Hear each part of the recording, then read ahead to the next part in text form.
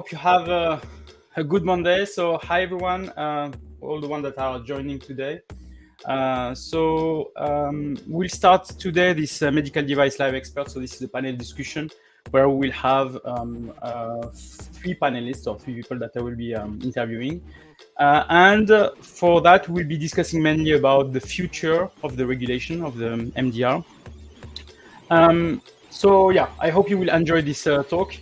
We had some few discussions just before the entering on the live. It was already funny, so I hope this episode will be really nice to listen. As I've said, so today we'll be talking about the future of MDR. We have few not changes, proposals or discussions that are ongoing in the background, and the idea is mainly to review what is discussed. And maybe what also is the impact to the MDR, because it's something that is that can have some impact. So better to know and discuss that and also comment that. So the objective also of today is that as it's live, the objective is also for you to answer, maybe to ask questions. So don't hesitate to put the question on your on the chat, and I will pick those questions and then sharing that on the screen and waiting for people to, for our panelists to answer those questions. So I think we are ready. So let's maybe now just make our panelists enter the live. Okay.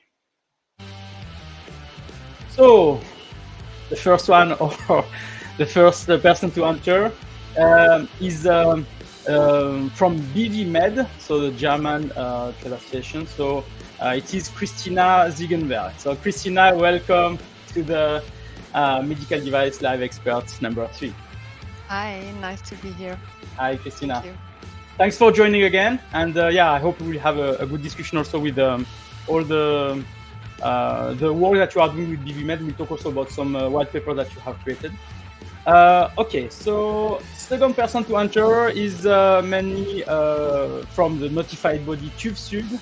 So we have Martin Witte. Hey, Martin. Hey, cannot hear you? Can you hear me? Now you should. Okay, it's fine. Nice to hear you. So hi, Martin. How are you? I'm good, thank you. Good. So happy to be here and discuss about the future of MDR. Always. Okay, and the third one is our preferred lawyer from Axon Lawyers. So it is Erik Vollebregt. Hi, Erik. Hi there. Hey, how are you?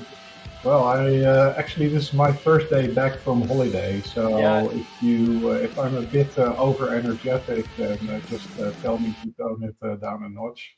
Okay, no problem.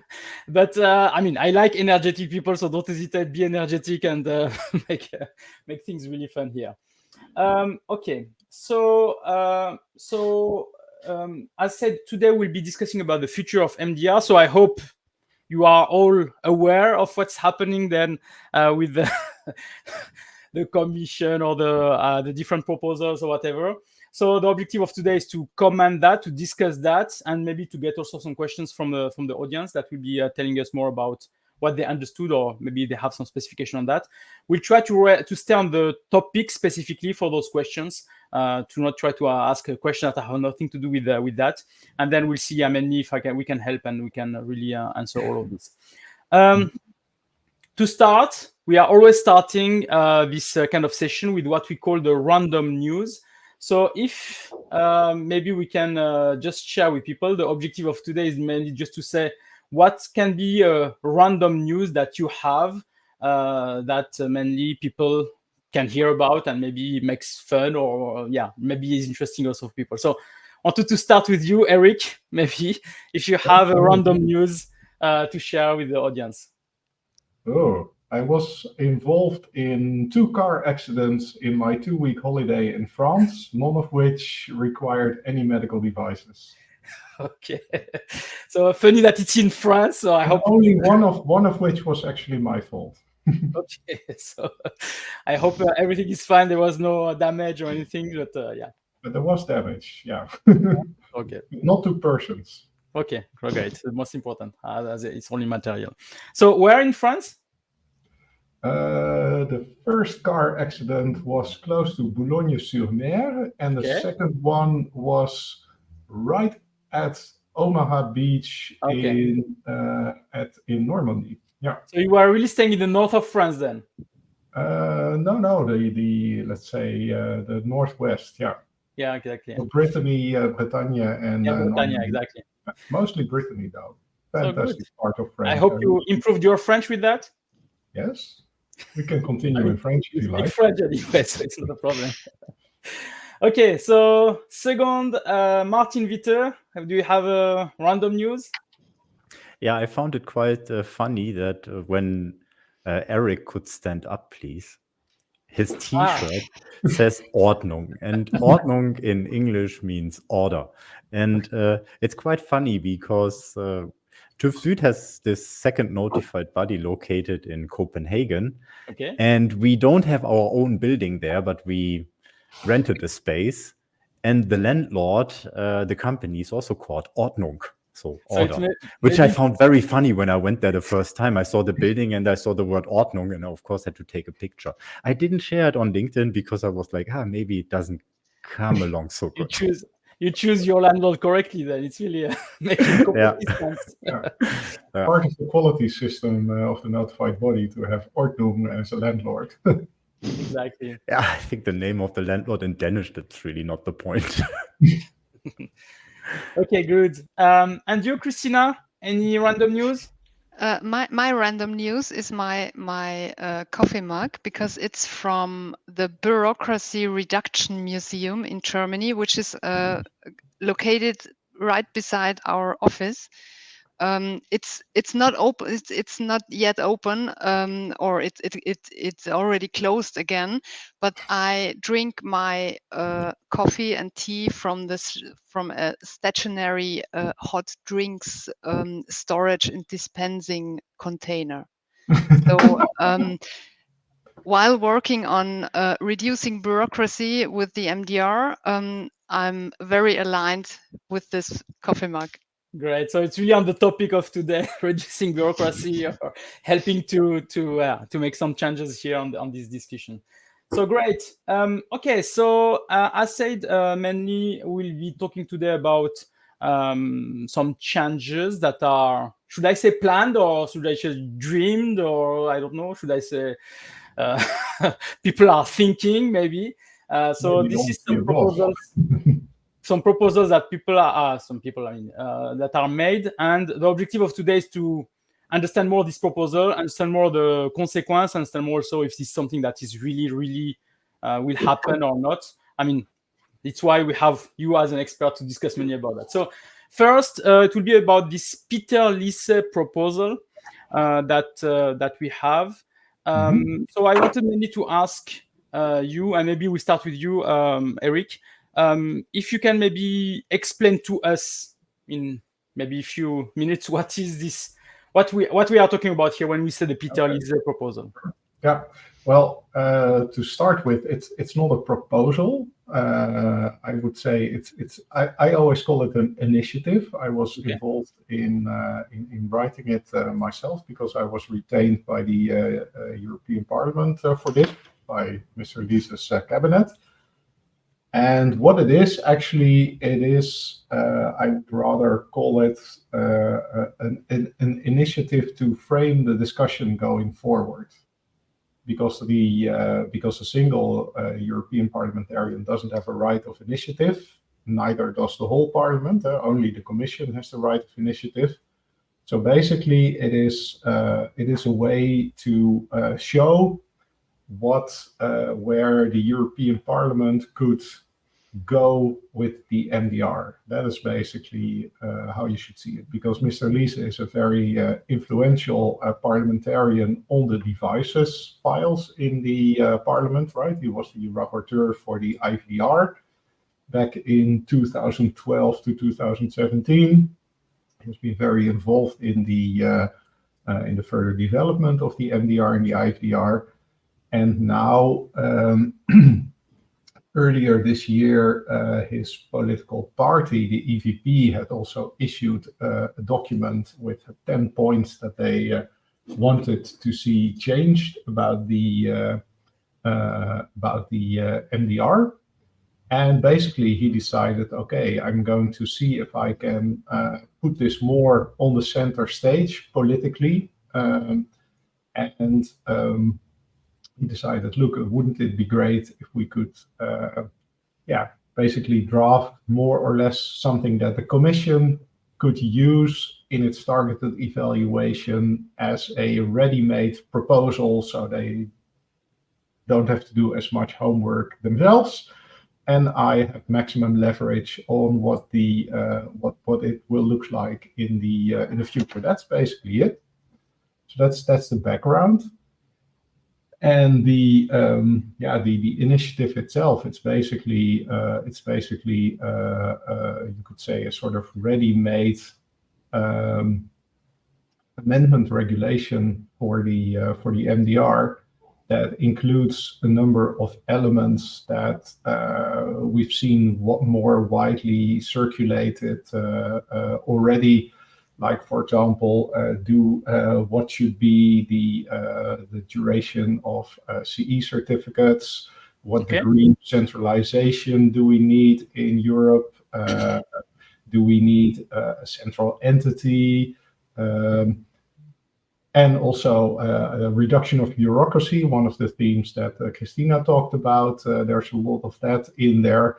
So there are a lot of the elements, you could say, that were already, that basically everybody agrees about that should happen with the MDR, are addressed in that initiative. Okay. Of course, depending on where you come from, you can say, well, it needs to be calibrated more to the left or more to the right.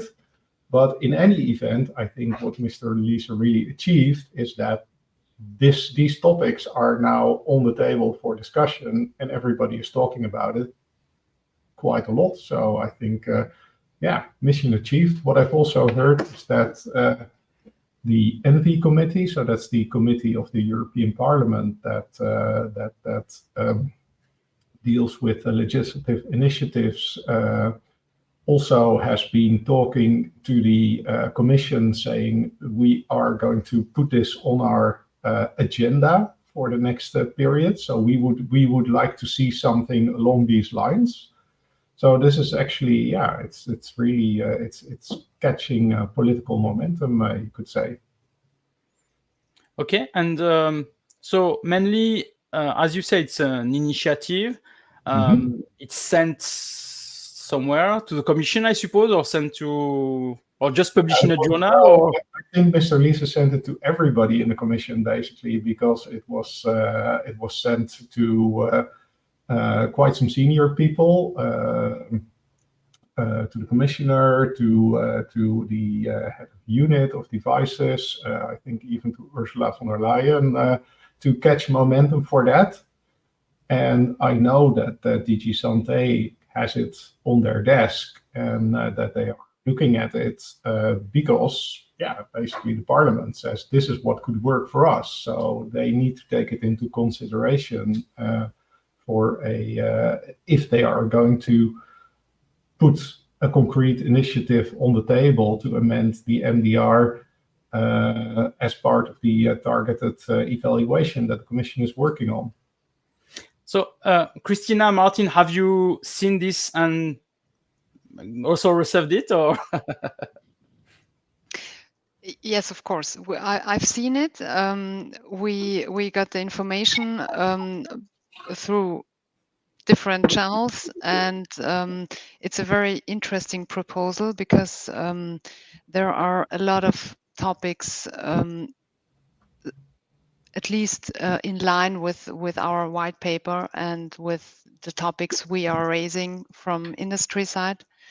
So we are looking forward to the next steps and what the new commissioner will do with it, and what's the next steps. Exactly, yeah. And you, Martin? Yeah, I think there are some things in there, and to me it's a collection of headlines, so to say, more detailed headlines that should be discussed in my mind. And there are some things in there that are interesting, others quite surprising, but I think it's anyway good that there is a discussion ongoing, and that even though there is no right for initiative of the parliament, I think having a public discussion about things is always good. If now I like all the proposals doesn't really matter, or if all the proposals for me make sense also doesn't matter. But I think there are some things that should be discussed. Yeah.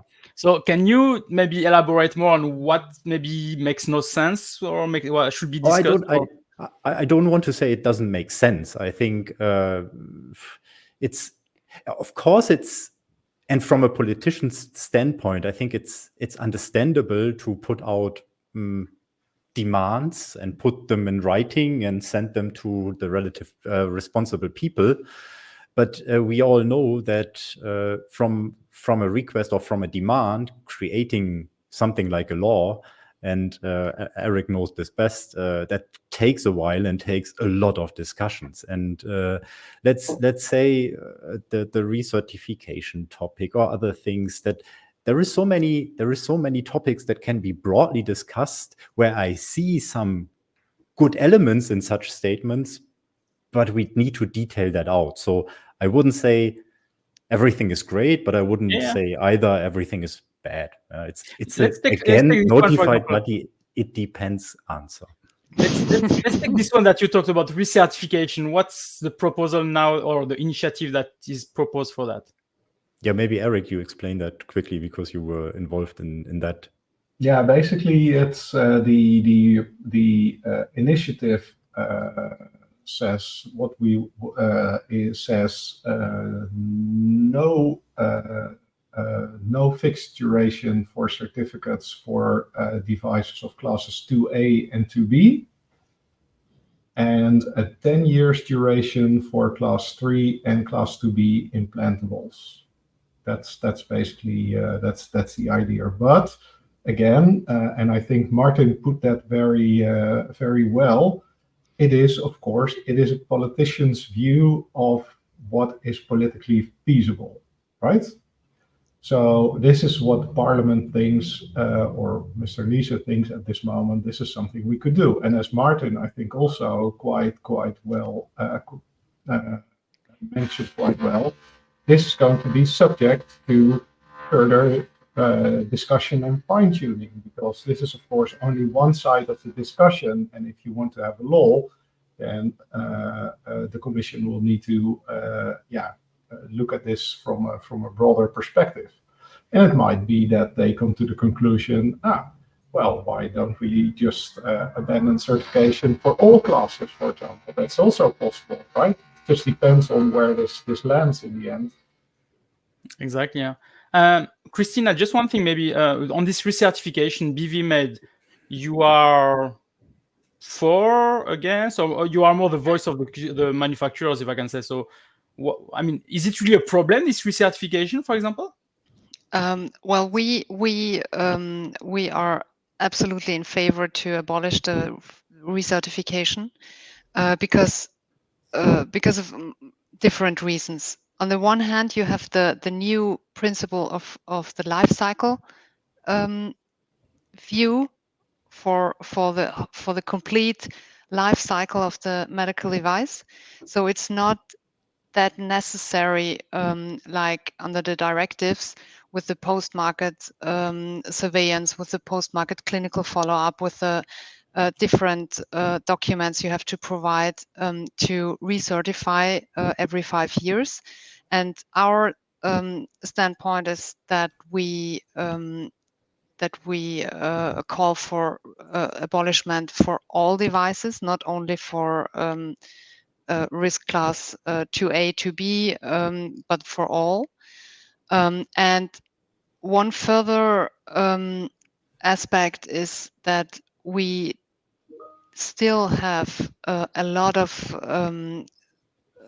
backlog for the certification for all products. And now the first recertification arise. So we will have this backlog stressed again with the first recertifications from the early adopters that were in the beginning of the MDR, brought their products into the MDR, got new certificates, and they are now they have to recertify their products, while other companies have their first turn, let's say it like that. Agree. Yeah. Okay. Maybe I add something for the process here, because and that's something when you read it, you think of product certification, but when we talk about class 2A to B, it's mainly a quality management certification. Yeah, of course the product is assessed, but the certificate you get is a quality management certificate. You do not get a product certificate. So when we are talking about high risk devices, the reassessment that is done after 5 years is a little bit more intense, I would say, because state of the art might have changed and blah, blah, blah. But when you go through a normal certification cycle of an MDR certified company with their quality management system, they very likely will have an ISO 13485 certification, and that will require recertification every 3 years. So the MDR recertification cycle for that quality management system certificate is kind of not really fitting to the ISO 13485. And honestly, why should the EU align their cycles to the ones a standard community creates? I mean, would be nice if, but they didn't. Okay, now let's look at the actual work there. So the recertification work for class 2A to B devices, when conducting surveillance activities as planned, and especially the auditing and doing the technical documentation sampling as planned, is quite low. So the impact of this might also be quite low. I see an impact for high-risk devices, because here there is more work to be done. But I also see that there is a possibility of being more pragmatic there. So at least from our end, I would say this is an interesting proposal, and it's interesting to see how much re-evaluation we do continuously through surveillance activities, through post-market surveillance, through summary on safety and clinical performance for all various kinds of products. But the question I would wonder about is, what's the real benefit behind this? And yes, it might reduce a little bit the workload on the notified body side, whereas this is, from an auditing perspective, really a small portion, more an administrative part. And I wouldn't agree to work piling up in recertification, hindering other stuff to be done. So that's a view I can't share, at least. So mainly all this, as we talked about, is really to reduce the bureaucracy, as you said, Christina, I think. Huh? Yes, and I probably to jump in here what Martin said.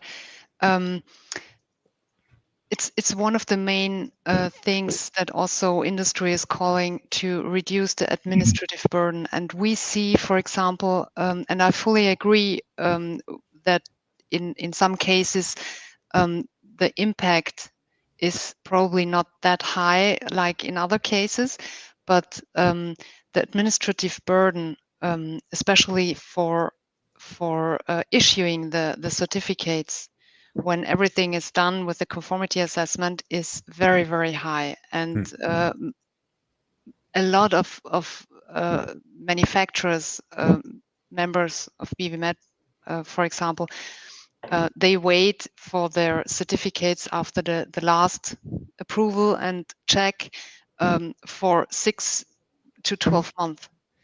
And this would definitely help, or could be avoidable if the recertification and the new issuing of certificates would be abolished. Well, I would agree to the administrative part of it, because I mean, you need to create a new application for that. Yeah, so you yourself need to apply for extending your certificate. Maybe there is smarter solutions to this. Yeah, maybe there are, but that's how the lawmakers thought about this, that you need to apply. You can apply a year early. That's not the problem. If you apply too late and it's not done in time, your certificate becomes void and you have to get a new one. And that is really a struggle I see. And I see also the challenge for manufacturers to update their declaration of conformity when there is a new certificate, and maybe also doing some labeling activities if needed. So I understand that this means a little bit, or maybe for some, a huge amount of administrative burden. And I think there is something that could be done. On the other side, looking back to what was done the last 5 years and acknowledging that everything was done properly and correctly, in my mind, still seems to be right. And I think that's also an advantage of our system versus the FDA system. But yeah, and people often compare it to the pharmaceutical sector. I would be very careful there, because that's, in my mind, 2 different worlds, even though it's often perceived as if this is very similar. In my mind, it's not. Erik, you said also that on the proposal there was maybe the centralization of activities. So it's just to jump on what Martin said about pharma, that they have the EMA. So is this also the proposal says that we have to centralize? Well, I would like to make 2 points here, because initiative, not proposal. Sorry. Yeah, no, because people often think that in the pharmaceutical world with the EMA everything is centralized, but it's not. Which is not wrong. Which is true. Because actually the EMA handles quite a small amount actually of medicine approval in Europe.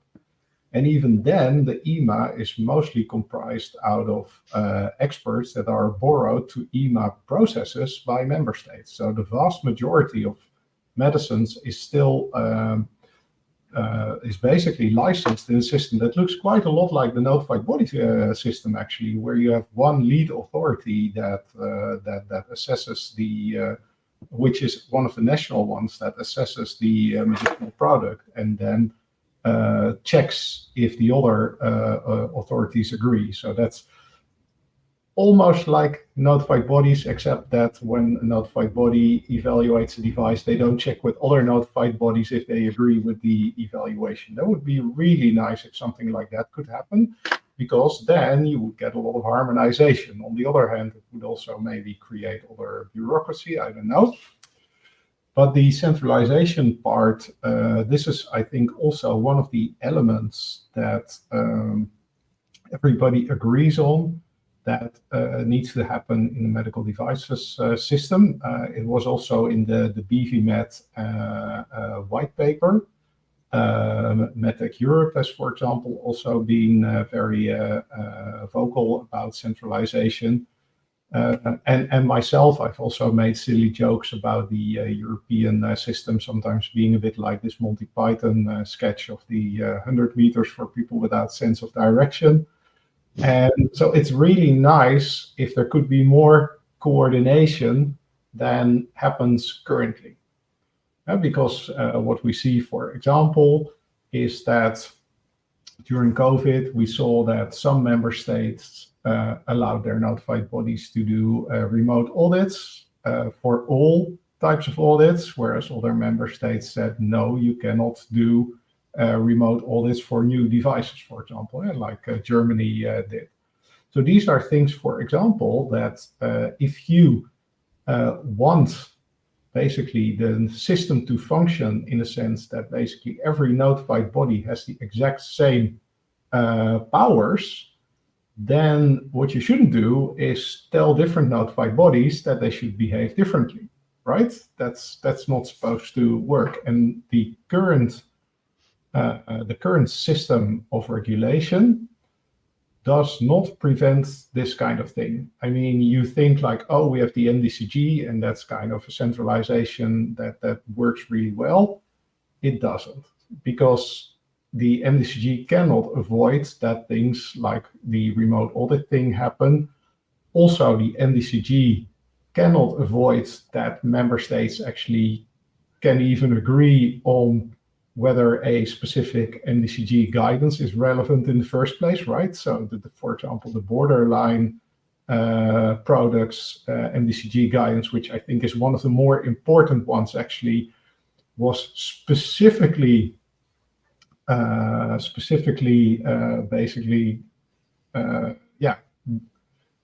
said by the Italian and the German authorities that they are not going to apply the definition of pharmacological effect in that guidance because it's not helpful in their opinion, in my opinion too, by the way. But anyway, so to avoid these problems, you need more centralization. Okay, so how do you do more centralization? That is, of course, again, one of these, let's say, tightrope acts that you need to think about then. So a politician can say, well, we want this, commission may want that. But what the Liese initiative does is basically it copies a template from another recent piece of legislation, the AI Act, where they also were trying to solve the same centralization problem, and where they basically solved it by putting an office that is not a separate agency, but is rather a dedicated part of the Commission bureaucracy in the Director General that's responsible for that policy area as, let's say, something that externally looks like something independent, although basically it's just giving the Commission more power. So that was the solution chosen there.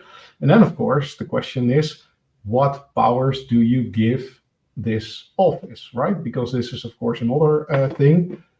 And I remember when I saw the MDR and the IVDR for the first time, I was like, okay, the Commission did pretty good for itself, because the Commission already got a lot more power than it had under the directives. Some of the powers it never exercised. So, for example, the Commission has a really strong power, I think, specifically also on borderline devices in Article 4, which I think for political reasons it's never exercised, but it's still good.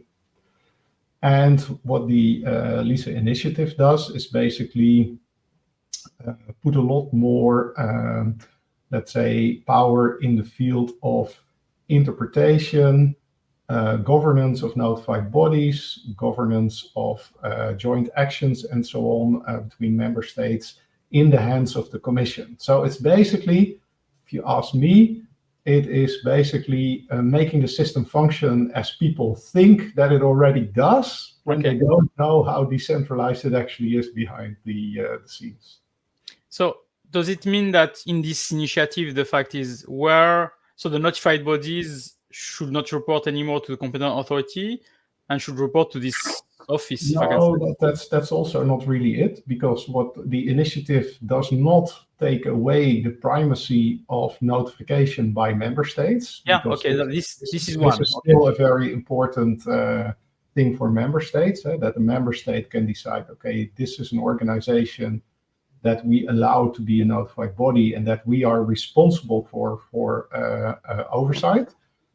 But what it does do is that it limits the options of member states to diverge from a centralized party line for how notified bodies are accredited and how notified bodies are controlled. So, for example, one of the ideas in this initiative is that if a member state wants to do something like the example that I gave about not allowing remote audits during COVID, for example, then it needs to tell the Commission this as a technical measure that goes against the general functioning of the system. So then the Commission, the office, can say, no, we're not going to do this. This is diverging from the central party line. We don't want this. Member state, you're not supposed to do this. Martin, is it something that you think notified bodies would accept, or? I mean, what the example Erik just said, I would be happy if there is a pure alignment and if there is a certain oversight. Yet I'm skeptical, knowing the federal structure of Germany, that a country like Germany will empower something like this. Yeah, we are discussing on a German level the responsibility between the federal government and the state government. So I like the idea of harmonization, and I think there is a lot of potential in there, yes. And having a centralized organization taking over some of the decision making, but also being available for stakeholders to ask questions. Yeah, let's say you have a classification issue. Yeah, it really depends in which country you are, how fast you get your feedback. Yeah, in some member states, and I might not sit in that one, but maybe I do, it takes 12 months and longer. Yeah, and that is unacceptable for an innovative company. In other member states, maybe one of our neighboring member states that speak the same language as we, it might only take a couple of months. So that's a competition of authorities between member states, and that is also something that is not good. Yeah, I mean, this is really hindering innovation. Yeah, exactly. And that's an issue. But I mean, I'm no longer like 23, and I've lived through some political decisions. And let's be honest. So, good idea will also need a certain amount of discussions, but in general, some centralization, I'm not totally against that. But it really depends on what it is. Yeah. And from you, Christina, is the BVMed aligned to say this will help to reduce bureaucracy? Because here we say about adding a new level of control also. So maybe it's add more documentation also. Yeah, well, I think the risk is there that if you add a new level, then you add also a new level of administrative burden and bureaucracy. But in general, we see that there is a huge potential to harmonize more than it is at the moment. And I think I have to agree with Martin. There could be a kind of controversial discussion in some member states. That's clear, fair enough, and probably it's not all see that as realistic as others, but I think it's really necessary to have this harmonization through centralization, because there is really a huge mess in some topics and specific points within the MDR and also the IVDR. So I think we should use this potential, and of course the proposal or the initiative of Liese and also the industry papers, they show a lot of potential within this harmonization. Okay. So these were just two. I think there was 10 points from Thursday. So yeah, I think it will take a lot of time to review everything. But yeah, I think just those two bring some comments here. I wanted just mainly to review now the next point, which was another actor. So the Germany that also has published a paper with 7 points this time. So can somebody maybe tell us more about, is this aligned with what Peter Liese is proposing, or is his initiative, or is this something completely different here? Well, I think I have no idea if it was aligned or if they discussed that internally.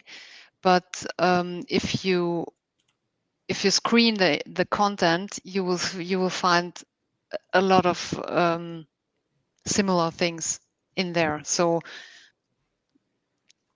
most probably it was aligned, I would say. That's not a surprise, because Mr. Liese is also, he's a CDU politician. So I would be amazed if he would diverge from the CDU party line, because the EVP is the political group in the parliament that includes the CDU. Yep. Von der Well, Leyen is I also mean, I from can't the comment on whether this was internally adjusted, but I completely agree with Christina that if it would diverge, that would be interesting. Okay. Could also happen, yeah. I mean, there's also a CSU and a CDU. They can have different opinions, but yeah. Yes. So in terms of these things, so here we have in one side Peter Liese that make this initiative to the commission, I think, or the parliament. Then we have the CDU that is also making this to the council.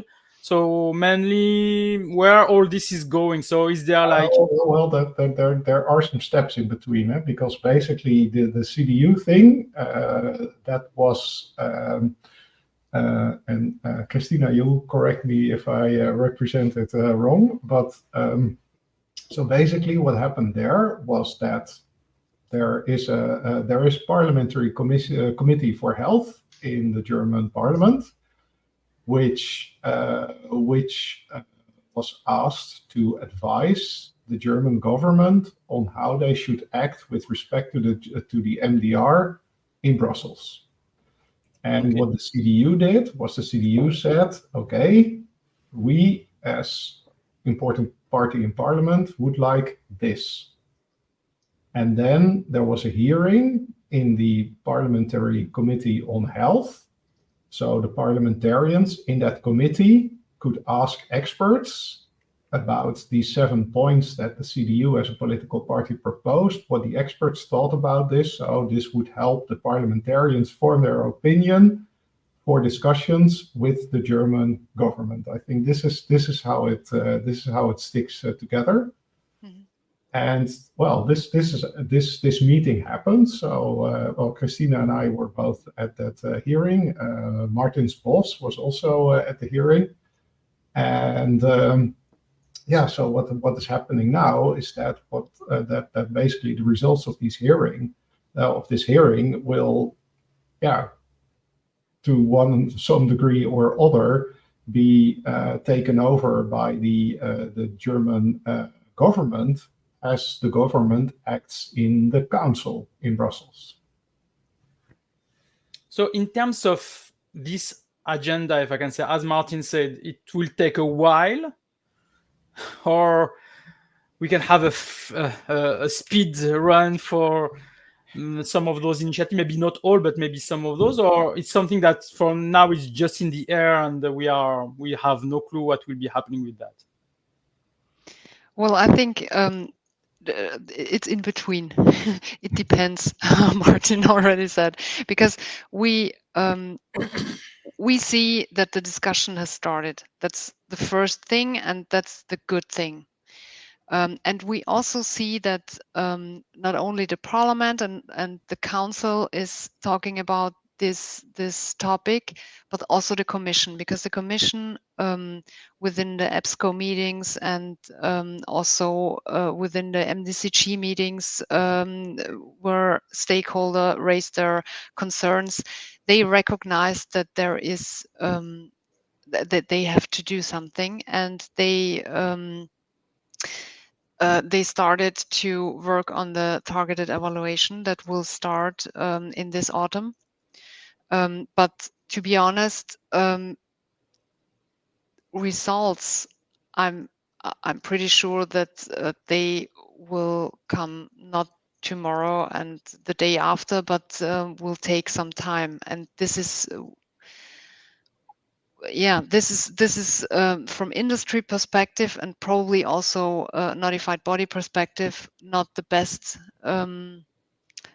thing, because the problems are now, and we are facing them, or industry is facing them, and in the end the patient is suffering because the products are not there. So and we see it, we are still or at the moment occupied by another amendment, another quick fix of the regulations, and we absolutely need that structural change of the laws. I mean, we had a lot of changes since MDR was implemented, even before. So we have some corrigendum, we have some proposals, we have some proposal 1, proposal 2, etc. So people had again to rechange things or relearn again, relearn the new dates, relearn the new process, check if their notified body were certified or not, waiting for them, and now they have to ask them for letters. I mean, a lot of changes. So is this also something that the industry will appreciate, to again have some changes or some new learning? I mean, we know that the regulation is always changing, so there will always be some changes on that, but here it's again and again. And is this, do you hear some people saying maybe, oh, not change anymore, it's fine, let's keep as it is and not change anymore? Or we have really some industry that the industry is really asking for that, say, guys, no, we cannot, we are suffering now? And again, I have to say it depends, because it's not one clear answer I can give. We have to admit that these changes that have been made were absolutely necessary, but we also have to say they made the system even more complex as it was before. So there is a pro and a con. But to be clear, these changes, they were necessary. No, this I agree completely. And I mean, for the future, for the future, it's difficult because we see the discussion has started, and we see there will likely be a change. We don't know in which content and how far this change will go, or what's exactly be there in the future. But we also know it will take time. So you will get different answers.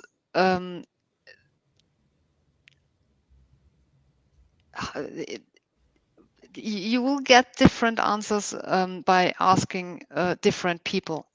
Some of them will say, we don't want another quick fix because it's too complicated already, and we can't explain to our suppliers and to the third countries what's going on there in Europe, and there is no trust anymore. Other companies will say, but we need a change now for this or that topic. So it's difficult. Yeah, and I suppose, as you've said before, there are some companies that are already inside EU MDR, already certified, and some others that pushed as a maximum, and now they are still in the transition period. So we have two different states for the same type of companies also. So yeah, we can have different answers also.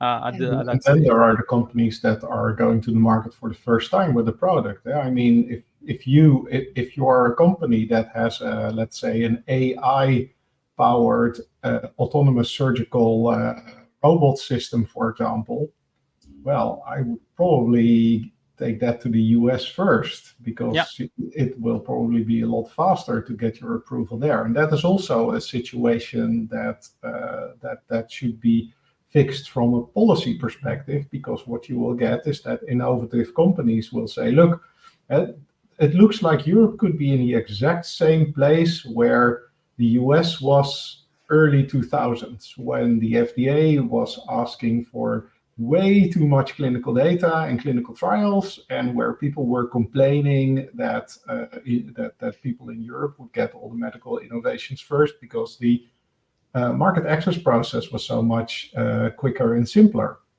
Now you could say that the regulatory pendulum has sort of swung the other way because of the complexity that the MDR and the IVDR has brought now.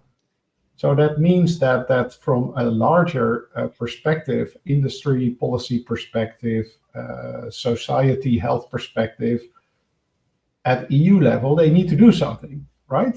So on the one hand, they should not punish the companies that have already invested in the MDR system by basically pulling the rug out from underneath them by changing things too much.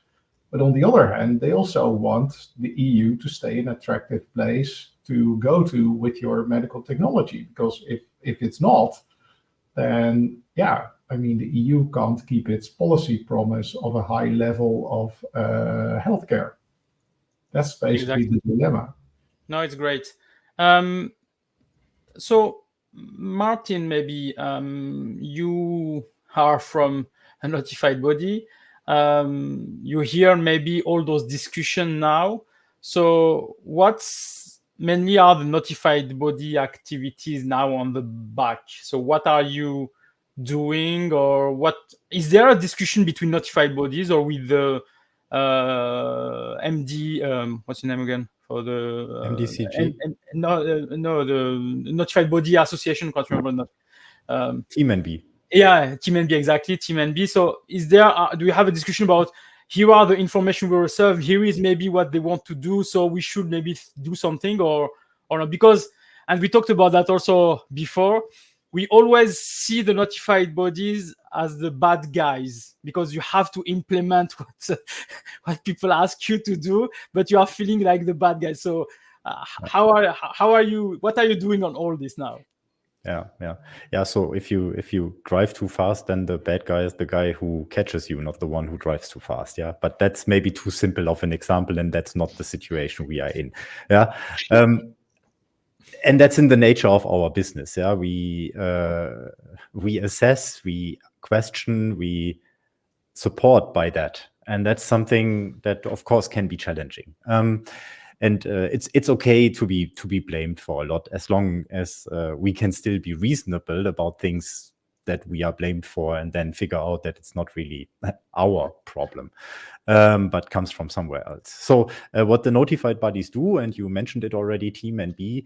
Team NB has quite grown and got stronger in its presence towards also the MDCG and other working parties in the European Union and in the Commission. So I think there are quite well connections to the relevant stakeholders. So the Team NB members know upfront in which direction the Commission is going, and there is a good exchange between the two parties, which makes things really better. Yeah. So we discuss things more on eye level as we did in the past, and the opinion of the notified bodies is taken into consideration.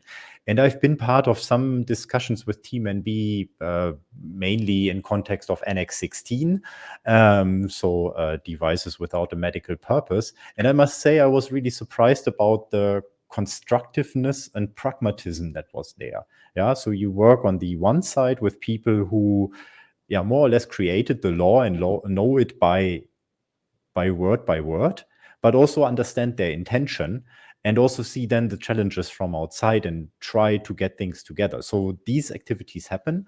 And also with between notified bodies, there is kind of an alignment on what to demand in terms of what needs to be in a technical documentation and other things. Yeah, and also when we get a new MDCG guidance documents or templates, then of course we as a group discuss how these can be used or shall be used.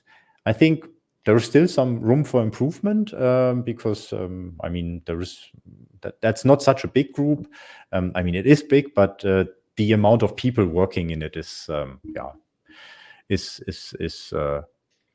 okay, but could be more, and there could be more, but also maybe some support from the EU side, which is now coming. But I think it's much better than it was in the past. Yes, we align. On the other side, we are still competitors, so we can't align too much. We can, of course, align based on what is the legal framework, what are the requirements, but everything else is competition, and you don't want monopoly to be formed or oligopoly. But in terms of the fact, and we discussed that before, that you receive different messages or different orders from your competent authority, you have to deal with that also. So Yeah, we have to deal with the competent authority relevant for us. Yeah, here in Germany, it's the ZLG. In Denmark, it's the Danish competent authority. They might have different perspectives to certain topics, but at the end, they also align. Yeah, so it's not that they don't align. That can take some time to align, but yeah, they also talk to each other. And on the notified body side, I mean, the activities that would really bring us forward are things that enhance the processes and improve the things, how things are done. Yeah, like getting things digitally, or reducing the effort of filling out application forms, having a simpler way of communicating, or just improving this connection and this communication part. Because for me, it's surprising, because the MDR is a complex thing. And as I once learned in a management or leadership training, you can't approach complex things with processes and rules and templates. Yeah, you need creativity and freedom, and that's something that really doesn't fit to our system. Yeah, there is laws that have to be followed, everything needs to be on point, and everything needs to be super detailed. In the end, it's super complex. So the only thing that we could do is communicate, and that's something I'm saying for, I don't know, 5 or 10 years now. And I think within that element of communication, there is a lot to do. And I think notified bodies, and that's something we do, is we can be more reachable. We can provide more insights in how we interpret things, and we can just be more present in the public discussion about things. So yes, we have, and maybe Christina, I don't know if for you it's because we have the part that is political and the part that is more practical, or do what mainly is written, and here we have more the political part from the competent authority members, etc. So from your side, Christina, is what Martin said mainly you agree on that, or there is still some blur or some fuzzy things that are not clear? Well, it's really good to hear that there is kind of stakeholder involvement that brings everybody forward, and I really like to hear that. But when you look at the current discussions with Article 10A in the Third Amendment, we see a complete different situation. The Commission and also the member states, they are not they don't want to hear the industry, or probably also notified bodies, but in this topic, notified bodies are not that big involved. Lucky you. So there are examples where this works very well, but there are also examples that work completely in the wrong way. And I think this is also one main reason why industry is calling for a centralized governance structure, to have one voice and one decision making structure, because this example with Article 10A is really one of the worst things during the whole MDR history I made, and it's a pity, because I think industry and also notified body opinion is the Commission and the member states could have a lot of advantage to hear what industry and notified body are saying, because that's the practical thing, and there you could match these political and practical things. And if this doesn't happen, you won't get a practical regulation, and if you, it's not only the MDR or medical device or this sector, but the EU thinks that they can improve everything with regulation. And I'm sorry, I don't agree.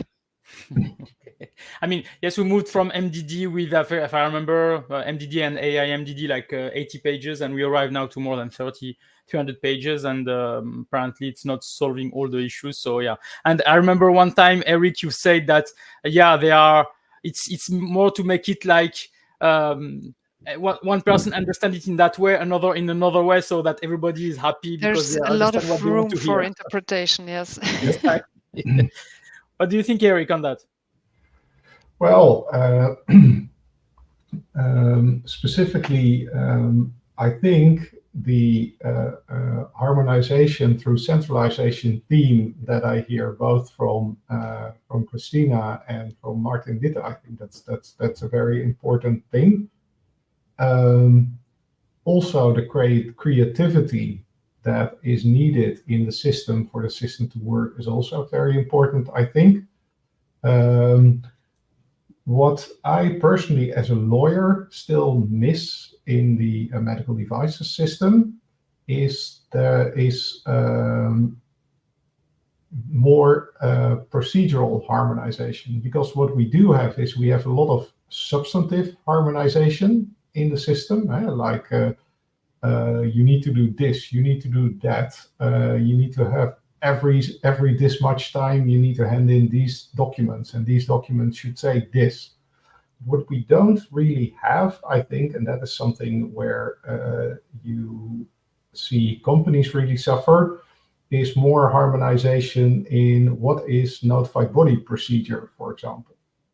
And of course, we do have, and this is, I think, one of the things where the MDR and the IVDR took a really good step by means of Annex 7, which harmonizes a lot of notified body procedure that was basically under the directives, like completely up in the air. Basically, every member state could more or less do what they liked behind the scenes. Of course, there were some harmonization documents, but not very much. But I think here, this is also a place where the MDR is, basically not finished yet. For example, this is not the fault of the notified bodies. I should make that very clear, because it's not like they sort of maliciously adopt different procedures just to antagonize the world against them or something. This is absolutely not how it works. But what is very confusing, for example, for companies, is that it is very hard to compare services of notified bodies. And if you are looking at how could notified bodies compete better as to make the system work better as it was intended, because I think what Martin mentioned as competition between notified bodies, it's a very important point, because this is basically how conformity assessment for basically every product legislation is organized, that you have notified bodies that compete with each other on the basis of certain objective criteria, right? And I think this is also one of the things actually that the Liese initiative does, is that it tries, and again, of course, you can differ in opinion whether it hits the right pitch or right notes in that regard, that it tries to make notified body procedure more transparent. For example, by harmonizing what a notified body contract should look like.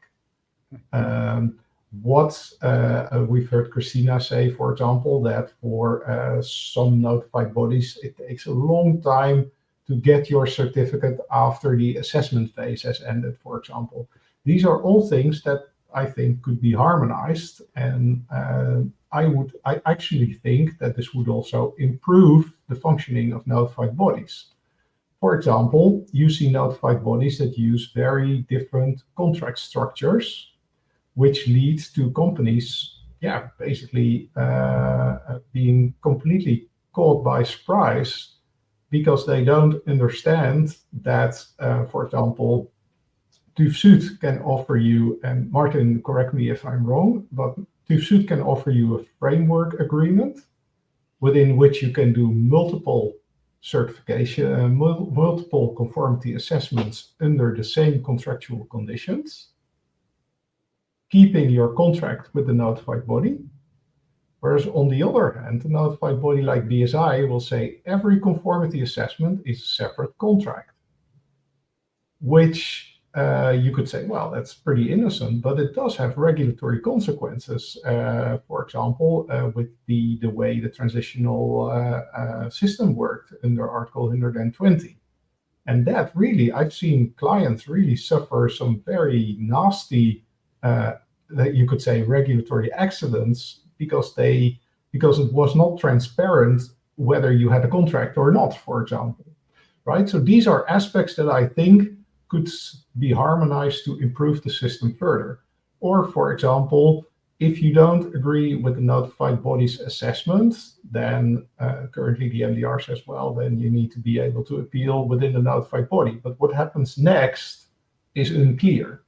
Now, for example, whether you can then escalate the decision of the notified body to court. In some member states, yes, you can. In some member states, you cannot, for example, or you need to escalate it to court as a contract dispute, which is very difficult because then you get to a non-specialized contract court, things like that. Again, it's not something that notified bodies deliberately do to make things difficult, but it is, I would say, one of the aspects where the system can still improve. No, agree. That's my own personal hobby horse as a lawyer, because I get the companies as clients that get into trouble with this kind of thing. No, it's true, and even me. So as a consultant, we also have a lot of clients that are asking us which notified body should I choose, which one is the most difficult, which one is the best, which one. I mean, I don't have agreed with all those information, so I don't know. I always say that there is no information for that, but.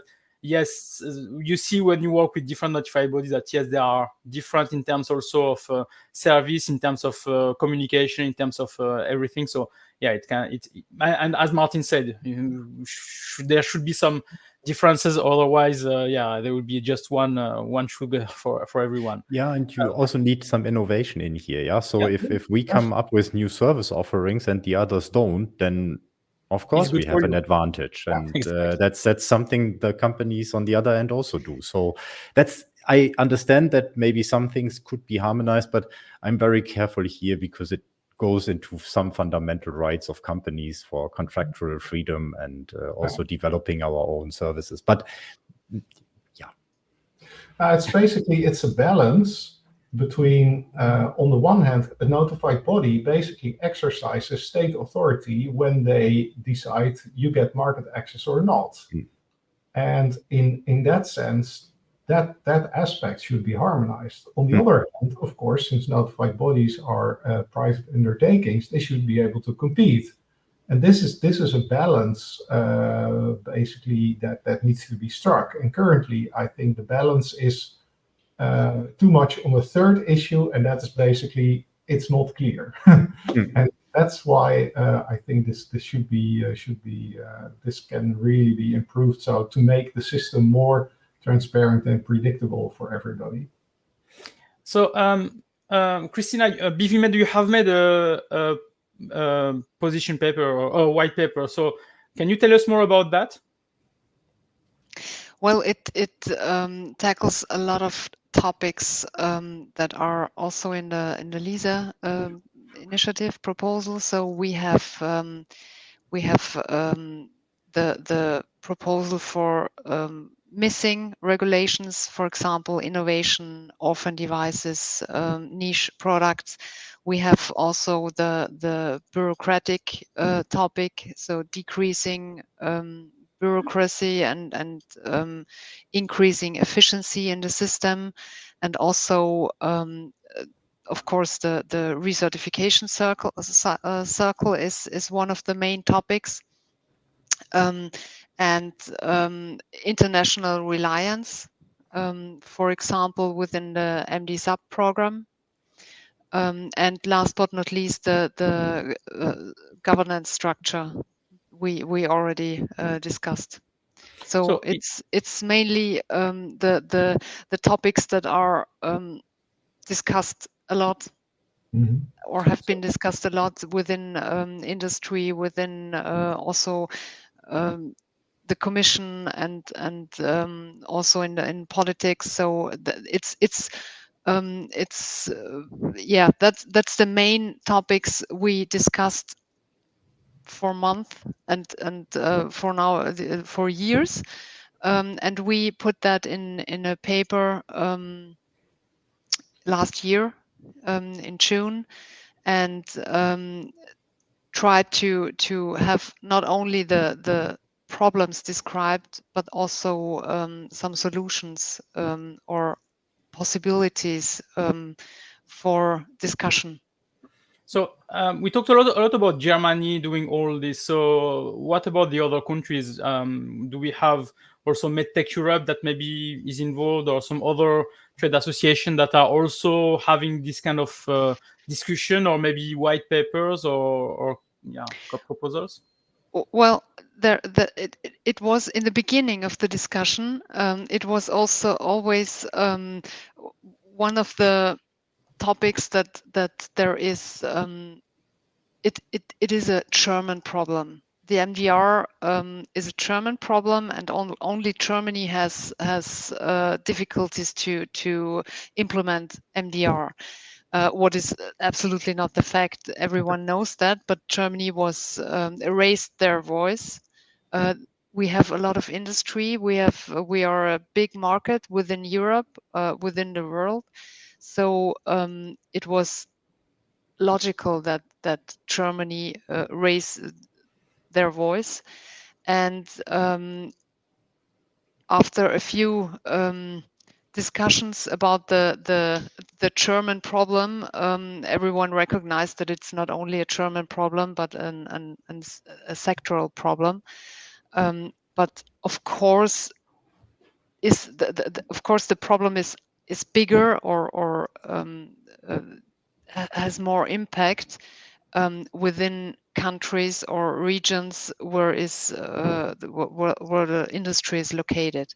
Yeah, but there are also papers and discussions in other countries. Ireland, for example, or MedTech Europe also published a paper for the vision, the future regulatory system.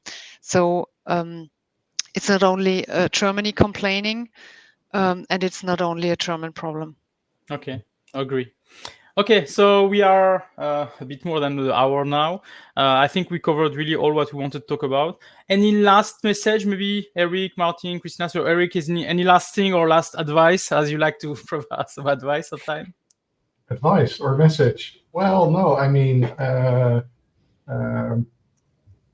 I just got, while this was going on, a message from a journalist that said, hey, it's very quiet in Europe. Is anything happening with regard to the MDR and the IVDR? And I was like, dude, the fact that there's nothing coming out doesn't mean that nothing is happening, right? So basically, what you should see, the MDR and the IVDR, you should see it as a bit of a, let's say, regulatory pressure cooker at the moment, right? It's all the ingredients are in there now, and it's cooking. And also, like Christina hinted, something will come out sooner or later, but the Commission has committed to a targeted evaluation. So this is happening, right? Okay. The Commission has to follow its procedures, but the Commission will do something. Agree. What it will look like, that will depend on how the Commission, on the basis of its discussions, pre-discussions with the Council, which is the Member States, and the Parliament, will decide that it will calibrate any proposal. So this is basically, that's the unknown at the moment. Basically, I think we know sort of that you could say that the Parliament has shown its cards, right? Because there's this Liese initiative. I'm pretty sure that this is something that the whole Parliament will be able to get behind, more or less. The Commission is doing this targeted evaluation, and of course they are not yet saying to everybody like, this is exactly what we are going to do, but there will be stakeholder consultation at some point, as they are supposed to do with good lawmaking. So we will see that happen sooner or later. For me, the member states are a bit of a dark horse in this discussion because the member states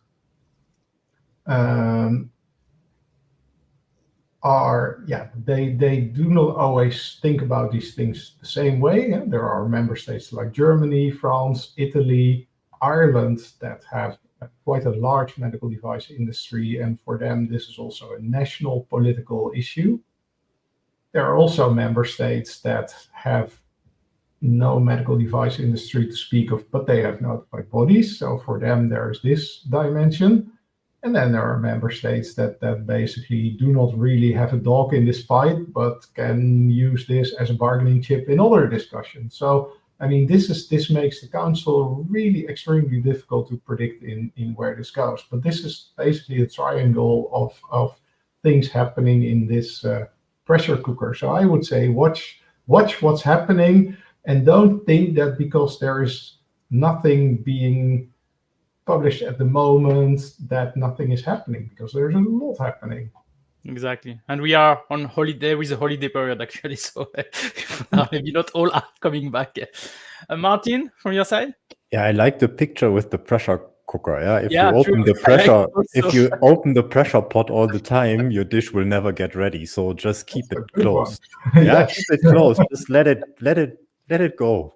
And I think that's really something. So we should, and that is also something. Of course, we humans always want something better in future, and very likely there will be something better in future. But now is now, and we now have to accept that we can't look into the pot, and that we don't know if the sausage is ready or not. As That's a German, good. I need to say sausage. Yeah, Yeah. I could have said potato, but yeah, we don't know that, and maybe it's good to do what needs to be done now, and that's get your MDR stuff going if you haven't done yet, and the MDR capacity in notified bodies due to the changes has been significantly improved. Yeah. So we are way better in terms of resources than we've been 2 years ago, and don't waste this moment and be surprised about something changing and new deadlines and something like that. Yeah. No, sure. Yeah, I agree. Christina, a last word?